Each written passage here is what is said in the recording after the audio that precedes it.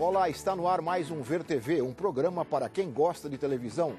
Realização da TV Brasil e da TV Câmara, com apoio da Comissão de Direitos Humanos da Câmara dos Deputados. O Ver TV discute aqui toda semana o papel da televisão na sociedade brasileira. E você é sempre o nosso convidado. A classificação indicativa determinada pela Constituição de 1988 só começou efetivamente a ser posta em prática no ano 2000, através de uma portaria assinada pelo então ministro da Justiça, José Gregori, no segundo governo do presidente Fernando Henrique Cardoso. Mas foi logo suspensa por uma liminar do presidente do Superior Tribunal de Justiça. No primeiro governo Lula, foi aberta uma nova discussão sobre o tema. E depois de 4 anos, uma nova classificação indicativa começou a vigorar. Mas agora ela está ameaçada. No Ver TV de hoje, nós vamos discutir as razões dessas ameaças e o futuro da classificação indicativa aqui no Brasil. Para isso, nós convidamos Davi Pires, diretor adjunto do Departamento de Classificação do Ministério da Justiça. Tamara Gonçalves, advogada da ANDI, a Agência Nacional dos Direitos da Infância. E Pedrinho Guareschi, professor de comunicação da Universidade Federal do Rio Grande do Sul. Muito obrigado, Pedrinho, Tamara, Davi, por terem aceito esse convite para discutir esse tema que está em pauta agora, novamente, na pauta nacional. Mas antes de começarmos a conversa, vamos ver uma rápida reportagem sobre o tema de hoje. Vamos ver.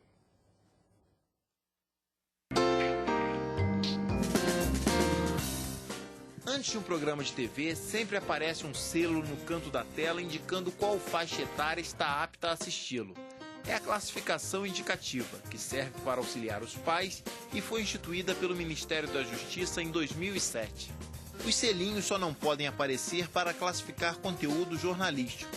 Não há censura às informações e, por isso, alguns programas policialescos podem mostrar imagens de crimes a qualquer hora do dia.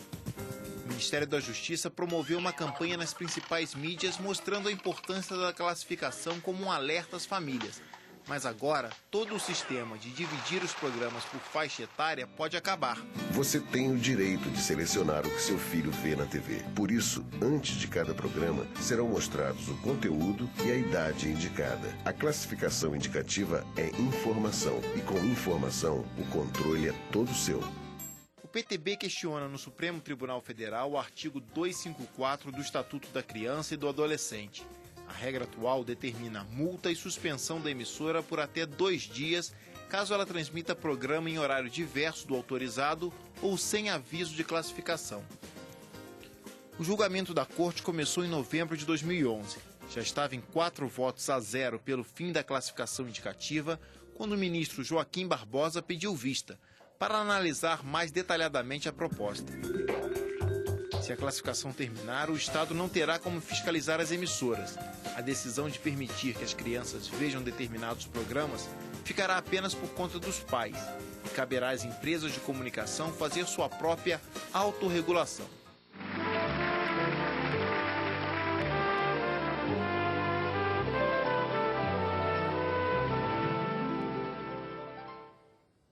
Nós mostramos rapidamente no VT de abertura do que trata o artigo 254, que é o que está em discussão no Supremo. Vamos deixar bem claro isso para o telespectador, inclusive para facilitar a nossa discussão e entendimento. Há uma série de sutilezas jurídicas que às vezes dificultam essa conversa. Vamos tentar no nosso programa nos tornarmos os mais, professor Pedrinho, os mais pedagógicos possíveis. Vamos mostrar novamente a íntegra do artigo 254 do Estatuto da Criança e do Adolescente, para que o telespectador saiba o que está em discussão. Vamos ver, vamos colocar na tela. O artigo 254 diz: transmitir através de rádio ou televisão espetáculo em horário diverso do autorizado ou sem aviso de sua classificação.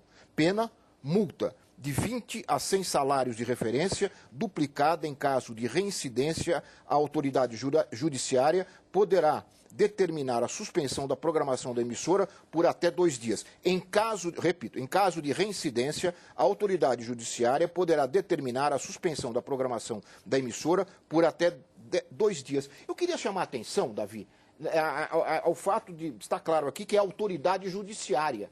Não é o Ministério que vai punir a emissora. O Ministério tem que propor uma ação, é isso? Bem, é importante começar por esse ponto, né? Há muita confusão quando se fala da classificação indicativa e se imagina que a multa é aplicada pelo Ministério da Justiça. Não é dessa forma. Não, o Ministério da Justiça exclusivamente classifica e, no caso da TV, monitora, ou seja, verifica a classificação que é atribuída pela própria empresa. Tá? Então, o Ministério da Justiça verifica se está de acordo com o manual da classificação, com os critérios que foram estabelecidos.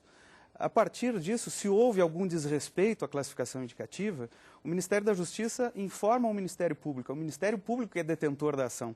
O Ministério decide se entra ou não. Exatamente. A juízo do Ministério Público é que se escolhe se a ação vai ser proposta ou não. Não é uma atribuição do Ministério da Justiça. Então, quando se fala de censura, Lalo, é realmente absurdo, né? Porque o que está se falando aqui é de Estado de Direito, né? Um Estado de Direito que tem as suas normas estabelecidas e que, efetivamente, cada um tem o seu papel. Né? Tomara, você que acompanhou lá já a primeira fase de votações no Supremo, para nós, leigos, fica tão claro isso que o Davi acabou de falar, e por que essa ação já está ganhando de 4-0, logo de saída?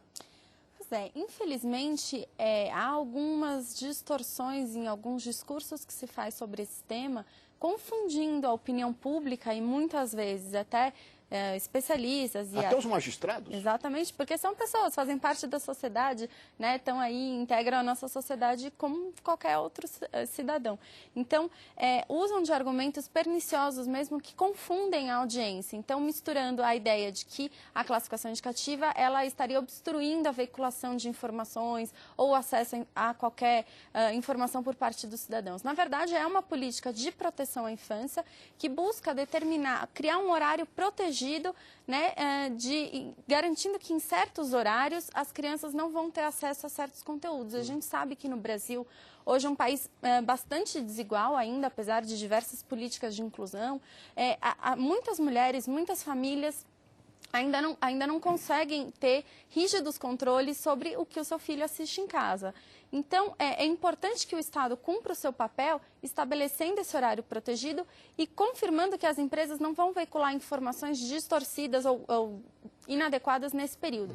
E é importante lembrar que, apesar de o julgamento ter dito que era ter abordado enfaticamente ou bastante o tema da censura, né, que foi um argumento trazido principalmente por um amicus curiae proposto pela ABERT, que é a associação que representa o setor regulado no caso, de que, na verdade, a classificação indicativa ela só incide sobre conteúdos de entretenimento. Então, a ideia de censura ela tem a ver com informação, com notícias, remonta a um período ditatorial. Então, trazer esse argumento num julgamento que fala de uma política pública que protege a infância, que só se refere a conteúdos de entretenimento, é muito pernicioso e confunde a opinião pública, né? Porque a gente tem medo, a gente tem um histórico de ditadura e que quando a gente fala de censura, todo mundo fala, opa, peraí que eu não quero isso de novo. Então, é algo que é muito complicado e que a gente precisa desconstruir.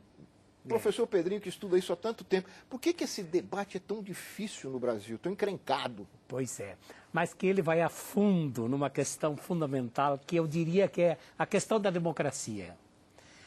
É que, no fundo, o que a gente quer com um programa como esse, ele quer realmente estabelecer uma democracia que seja uma democracia social.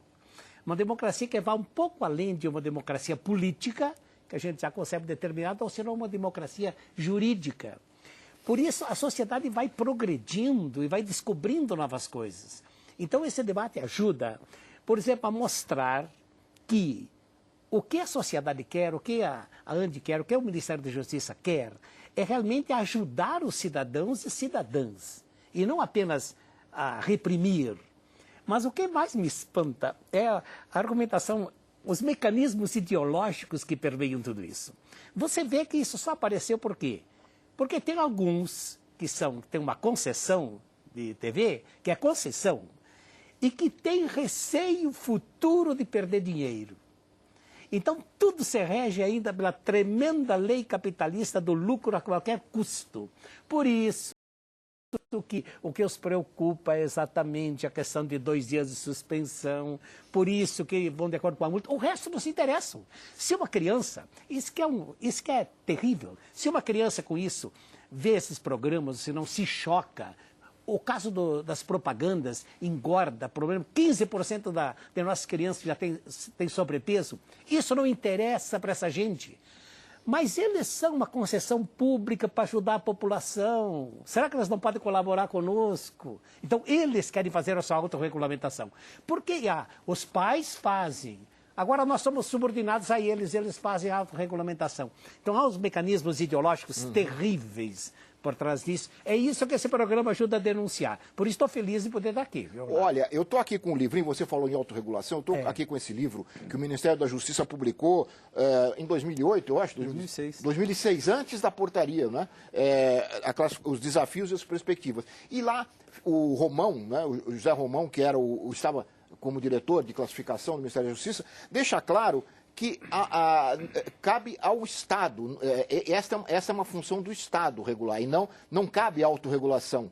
A própria Constituição determina isso, não é, Tamara? Quer dizer, a autorregulação é algo, seria algo inconstitucional. Exatamente. O próprio artigo 220 da Constituição já traz uma determinação para que haja esse mecanismo de classificação indicativa. E, juntamente com ele, a gente precisa olhar o artigo 227, que trata da proteção integral, que diz que todos, Estado, família e sociedade, são corresponsáveis por garantir todos os direitos de crianças e adolescentes. Então, de fato um mandamento constitucional, o cumprimento, a efetivação, a concretização de um mandamento constitucional. A autorregulamentação, embora seja muito reivindicada pelo setor regulado em geral, ela tem uma série de problemas, porque ela é uma mera liberalidade.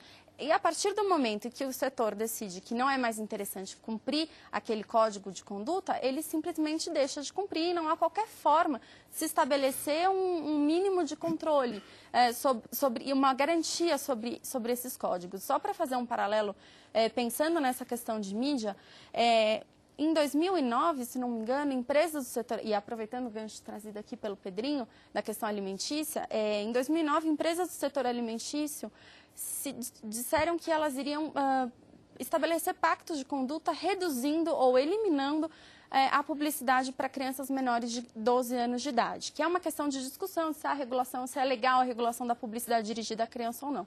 Enfim, por pressão de toda essa discussão que vem se colocando na sociedade, em 2009 elas assumiram esse compromisso. Até dezembro de 2010 não havia, pela maior parte das empresas que aderiram a esse compromisso, 24 empresas, não tinham um detalhamento da forma pela qual esse compromisso seria cumprido, né? Então, se não me engano, cerca de 10 das 24 empresas, apenas 10 tinham algum detalhamento e apenas umas 6 ou 7 tinham um detalhamento nutricional, que orientava assim, alguns alimentos que estão de acordo com um certo critério nutricional não vai ser anunciado para criança menor de 6 anos, por exemplo. Então, isso mostra que o setor, sozinho, sem pressão ou sem algum controle estatal, em temas que são fundamentais, como, por exemplo, a proteção à infância, não é efetivo. Né? Ele fica muito frouxo essa forma de controle. O Estado tem que ter alguma participação. Embora, não é, Davi, já as emissoras fazem elas próprias a primeira classificação, não é? O Ministério só vai verificar se está correto ou não. Sim, exatamente. A construção da classificação indicativa foi muito debatida na sociedade, inclusive com a participação das emissoras.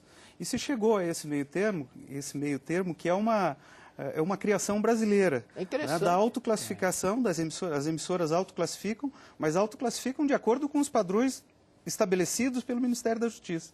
Esses padrões foram estabelecidos, como eu disse, com uma grande discussão com a comunidade, com representantes do Conselho Federal de Psicologia, da Sociedade Brasileira de Pediatria, enfim, do Ministério Público e de entidades que defendem os direitos da criança. Existem parâmetros, não é uma coisa totalmente subjetiva. Exatamente. Existem parâmetros. Né? Não é subjetivo, e nós também, no Ministério da Justiça, nós fazemos algum esforço no sentido de objetivar esses critérios. Inclusive, fazemos oficinas com as próprias emissoras e com os produtores de cinema para que eles tenham claro quais são os critérios. Isso tem surtido um efeito bastante positivo. O nível de coincidência da autoclassificação, ou seja, da classificação atribuída pelas emissoras, e o que o monitoramento do Ministério da Justiça observa na tela tem chegado em torno de 90% o índice de coincidência. Ou, às vezes, um pouco mais do que isso. É um índice muito bom. Essa portaria está em vigor já há 4 anos, não é isso? Essa portaria é de 2007. De 2007, 5 anos, vai fazer 5 anos. Houve alguma multa já aplicada, houve alguma punição às emissoras nesse período por conta dessa portaria? Bem, isso é o outro ponto que eu acho que é fundamental, eu acho que é excelente fazer esse destaque. Não há nenhum registro de multa aplicada nesses termos. Então qual é o medo? Pois é, mas aí está a previsão futura de que talvez possa haver perda, alguma perda e não lucro. Mas isso que é interessante, como a coisa vai ficando clara. Apesar de as emissoras fazerem sua classificação e o Ministério apenas ajuda a si mesmo, não. E o apelo, então, é censura, liberdade de imprensa, coisas absurdas que não tem a ver. Eu acho que isso que é importante que os nossos telespectadores prestem atenção. Acho que é importante lembrar que, na verdade, essa ação ela é de 2001, mas que ela ganha fôlego em 2011 com a entrada da ABERT quanto a amicus curiae, né? Então, acho que isso revela um pouco de que, na verdade, tem uma discussão de pano de fundo, que é a discussão do marco regulatório de mídia, que vem sendo travada desde o final... A famosa lei dos meios. Né? Isso, que vem sendo travada desde o final do governo Lula. Então, esse debate anda muito aquecido e essa ação ela ganhou força. É uma forma de tentar... É uma forma de alguma forma, ela está tratando desse tema também, né? Na medida... Davi, você ia completar. Sim, eu ia completar justamente lembrando esse aspecto, né? Que a ação é de 2001, é antes desta discussão toda que houve para a formação da nova...